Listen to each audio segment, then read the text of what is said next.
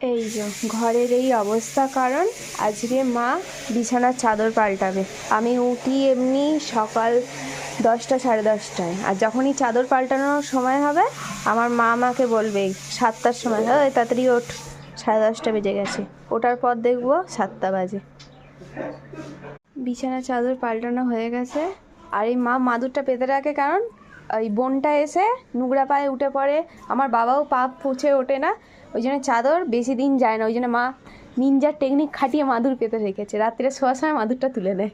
তারপর মুড়ি খায় ফেলে, হ্যাঁ। এটা ফেলছে ওটা ফেলছে। মা হ্যাঁ, দুপুরে কি রান্না করছো?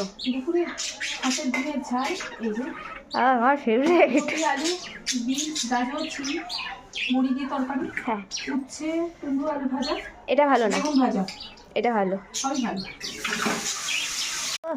ডিমের ঝালের কালারটা যা হয়েছে না, ও মা ভাত বেশি করে বসিয়েছো তো? তুই খেয়ে আমার উল্টে যাবি, খাসতে এক হাতা ভাত, তাই নাকি মোটা হয়ে যাচ্ছিস তুই।